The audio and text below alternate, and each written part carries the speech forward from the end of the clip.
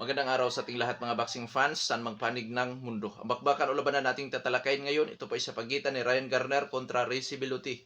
Paglalabanan po nila ang BBB of C British Super Featherweight title, Commonwealth Boxing Council Super Featherweight title, maging itong EBU European Super Featherweight title. Fight schedule July 26, 2025, nagaganapin sa United Kingdom. Mapanood live sa DAZN. So mga idol, masasaksihan naman natin ang labanan na ito dito sa ating bansa bukas araw ng Linggo, Pitsa 27 sa buwan ng Hulyo. Sa labanan na ito tayo pa maghahayag ng sarili nating fight prediction, comparison at analysis na kung saan doon pa po lamang sa ating gagawing comparison, detalyado na inyong malalaman kung saan nga ba naging llamado, saan naging dihado itong dalawang maglalaban. At inanyahan ko rin po kayo na panoorin ang buong video, comparison, prediction, fight analysis na kung saan karagdagang kaalaman na rin po yan para po sa dalawang maglalaban na kung saan marami kayong makukuhang mga basihan na posibleng magbigay influensya sa inyong desisyon sa naturang labanan na ito. Bagamat ako po ay naghahayag ng prediksyon, nasa inyo pa rin po ang huling desisyon. Bago naman natin ito simulan, para po sa mga boxing fans na bago po lamang napadpad dito sa ating munting channel, inanyahan ko po kayo na sana suportahan po sa pamamagitan po ng pag-subscribe, like, and share. At para po sa mga boxing fans na walang sawa na sumuporta o sumubaybay dito sa ating munting channel, taos puso po ako papasalamat sa inyong lahat. Wala po nung sports feeds kung wala rin po kayo, mga idols. So, talakayin na natin. Simulan na natin ang ating talakayan.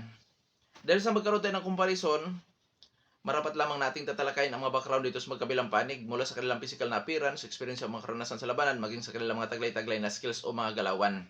Dahil yun nga, gamitin natin referensya yan sa ating gagawin naman na comparison. Unahin natin sa panig nitong si Rizy Belotti. Bilang isang professional boxer, may impresibong kartada si Rizy Belotti, 20 wins with 15 wins coming by way of knockout, may 5 talo, ngunit wala pa nitalang tabla. Sa kanya 5 pagkatalo, 2 beses ito nakatikim ng knockout, technical knockout. May edad na 34 anyos at ang height 5 foot and 7 inches, orthodox ang stance, sa count ratio 75%. Last fight, February 15, 2025, nakasagupa nitong si Rizy Belotti, si Michael Gomez Jr. na kung saan panalo by 10th round referee technical decision or technical knockout itong si Belotti. Karanasan o eksperyensya nitong si Belotti, mga idols, sinuri ko kung ito ba'y dating lumalaban sa amateur boxing. Wala ako natagpuan kung nakailang laban ito, nakailang panalo, nakailang talo sa amateur boxing. Ngunit, nag-champion ito sa isang tournament na tinatawag na ABA noong 2012 sa Bantamweight Division. At noong 2013, sa ABA pa rin po, siya rin po ang nag-champion noong 2013 sa Featherweight Division naman. Ngayon, sa kanyang karanasan bilang isang professional boxer, nakasagupa nito si Ryan Walsh na isa sa tumalo sa kanya, Jordan Hill noong 2020, tapos noong 2021, ang future world champion pa po lamang noon na si Raymond Ford, na kung saan dyan nakatikim ng talo by third round technical knockout, itong si Rizy Belotti. Sa kanyang skills, para sa akin, boxer puncher. Defensive style, pressure party style, brawler style, counter punching style. Na kung saan, mga idol, taglay naman itong si Rizy Belotti ang sipag sa pagbato ng mga kombinasyon, power, timing at accuracy. Pagdating naman po sa depensa, lagpas average. Sa durability, so marunong matalo sa pamamagitan po ng puntusan at marunong matalo sa pamamagitan din po ng knockoutan. So ang mayroon kay Rizy Belotti ay ang determinasyon sa mga labanan, mga idol. Matalo ngayon, sa sunod makabawi. Ganon na lang itong si Rizy Belotti. Kumbaga, mga idol, wala na rin po itong iniingatan pa na kartada. So sa panig naman ni Ryan Garner, bilang isang professional boxer, si Garner po ay may impresibong kartada, 17 wins with 8 wins coming by way of knockout, undefeated, may edad na 27 anyos at ang height 5 foot and 6 inches, orthodox ang stance, sa count ratio 47.06%. Last fight, March 1, 2025, nakasagupa niya ang undefeated fighter din na si Salvador Jimenez na may 14-0. Na kung saan pinaglalabanan nila ang WBC International at itong EBU European Super Featherweight title, panalo by unanimous decision si Ryan Garner. So, dadako naman tayo sa karanasan o eksperyensya ni Ryan Garner. Mga idol, bago ito pumasok sa professional boxing, dati itong lumalaban sa amateur fights na nagkaroon ng 56 total fights with 41 wins. At sa kanyang karanasan bilang professional boxer, nakasagupa niya si Archie Sharp na may 25-0, which is tinalo yan ni Garner by unanimous decision. At noong last fight, nakasagupa ulit ni Ryan Garner ang isang undefeated boxer na si Salvador Jimenez na may 14-0, panalo ulit by unanimous decision itong si Ryan Garner. So sa skills ni Ryan Garner mga idol, maraming galaw to. Kasi may laban yan si Garner na panood ko, outboxer. Ibig sabihin, pag outboxer, napakatindi sa labanan kung saan pinapanatili ang kanyang distansya. At pag nadikitan, parang magnet na napakatindi sa yakapan. Kumbaga, nabuburingan ako. Ngunit, may laban din po ito na kung saan nagustuhan ko, lalo na yung kanyang naging huling laban kay Jimenez. Oo. Na kung saan naging boxer-puncher naman ang galaw nitong si Ryan Garner. Pressure, defensive, brawler style, counter-punching style. Semi-volume puncher ang kanya ipinakita doon.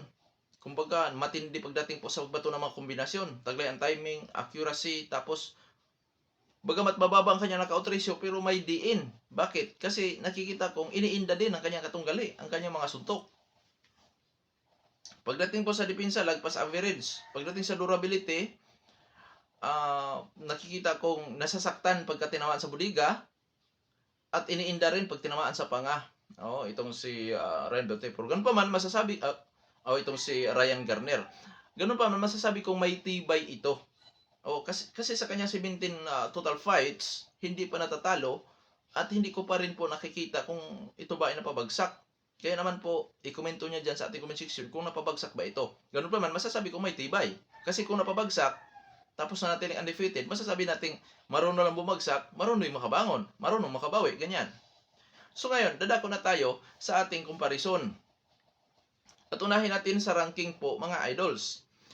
Dito po sa Super Featherweight Division, out of 1,998 ka mga boksingero lumalaban dyan sa Natural Division, rank 31 si Garner, rank 45 naman itong si Belotti. Sa boxrec pa rin sa United Kingdom, umaabot po sila ng 74 boxer dyan na lumalaban sa Super Featherweight Division. Rank 3 si Ryan Garner, rank 4 naman itong si Rishi Belotti. Ngayon, dadako naman tayo sa boxing scene na kung saan dyan natin makikita ang tala, rank 1 to 15 sa rankings, dyan po sa 4 major title organization sa boxing. Kasi itong si Ryan Garner, rank 13 sa IBF, rank 12 sa WBO, samantalang si Rishi Belotti, wala po ang kanyang pangalan sa rank 1 to 15. So, advantage ngayon para kay Ryan Garner ang katayuan dahil siya po ay nasa world ranking. Samantala itong si Rishi Belotti, wala po ang kanyang pangalan, lalo na dyan sa boxing scene, sa world rankings, rank 1 to 15. So ngayon, titingnan natin ang physical na appearance kung may laban ba si Rishi Belotti dito sa nasa world ranking na si Ryan Garner. Unahin natin sa edad. 27 anyos si Garner, 34 anyos si Belotti, so pareho na sa prime mga idols. Sa height, mas matangkad ng 1 inch si Rishi Belotti. Pagdating sa power, umaabot sa 75% ang kanyang knockout ratio. Samantalang si Ryan Garner may knockout ratio na 47.06%. So mga idol, height, power, advantage naman ni Rishi Belotti, lalo na't marunong din itong gumamit ng distansya. So sa activity, parehong aktibo ang dalawang maglalaban. Huli na palaban si Garner March 1, 2025. Huli na palaban si Belotti is February 15, 2025. So parehong na sa active status ang dalawang maglalaban. Sa eksperyensya, parehong nag-ugat sa amateur boxing itong dalawa. So dito to magkatalo sa uri ng nakalaban sa pro fights na kung saan para sa akin nakakalamang ng konti si Rishi Belotti. Kasi minsan na siya napalaban sa isang future world champion na si Raymond Ford na kung saan nakapagbibigay sa kanya yan ng matinding karanasan mga idol. So masasabi kong may kalamangan pagdating po sa eksperyensya si Rishi Belotti. Para sa akin, 55-45. Kung i-convert naman natin yan sa percent in favor of Rishi Belotti. Ngayon sa skills, parehong boxer-puncher. Parehong boxer-puncher itong dalawang maglalaban. So mga idol, nasa 50-50 dahil halos parehong skills. Lalo na kung ating pagbabasehan ang huling laban or performance itong si Ryan Garner. Na kay Belotti ang power. Na kay Ryan Garner naman ang liksi, hand speed, semi-volume punches na kung saan posible makalamang sa puntusan. So ngayon, sinong liyamado, Kuya Dong Sports? Para sa akin, 50-50 lamang ito mga idols. Kumbaga, sa laban na ito, dito masusubok ang kakayahan ng isang Ryan Garner. Kasi para sa akin, nung sinuri ko, for the first time siya na mapapalaban sa ganito kadelikadong opponent. na kung saan napakataas ng knockout ratio, consider as a knockout artist, na kung saan may kalamangan sa experience ikumpara sa undefeated na si Ryan Garner. So, nasa world ranking si Garner, yun ang kanyang kalamangan, tapos si Ricky Belotti naman, physical, height, power, combination sa experience at skills, na kung saan mga idol, malaking bagay po yan sa panig ni Belotti, yung kanyang karanasan. Kaya 50-50 ito mga idol. Kasi dito po masusubukan ang kakayahan ng undefeated boxer na si Ryan Garner. So ngayon, dadako na tayo sa ating gagawin na prediction sa naturang labanan. Prediction ko po dyan, Ryan Garner by unanimous decision, split decision, or majority decision. Mas kampante ako na kung manalo man itong si Ryan Garner ay sa desisyon. Oo, dahil hindi naman ito kilalang knockout artist. Ganun pa man, dahil exposed na din naman ang kahinaan ni Ricky Belotti, at isa pa, boxing ito na kung saan sa loob ng ring maraming pwedeng mangyayari na taliwas sa ating inasahan. Ika nga, this is boxing, anything can happen. Dahil exposed na din naman ang kahinaan ni Belotti, posible din siyang ma-knockout dyan sa laban mga idol. Pero sa tingin ko, dahil hindi naman talaga kilalang knockout artist itong si Garner, baka sa puntusan lang. Pero sa boxing, given ang makapag-knockout kahit na hindi knockout artist mga idol o kahit hindi kilalang knockout puncher. Oo. So, mas kampante ako na masasabi kong kung manalo man itong si Ryan Garner, baka sa puntusan lang. Oo. So ngayon, sa panig naman itong si Ricky Belotti, dahil pumabor nga ako kay Garner. Sa panig ni Ricky Belotti, gamit ang kanyang power, experience, delikadong ma-knockout sa later rounds si Ryan Garner.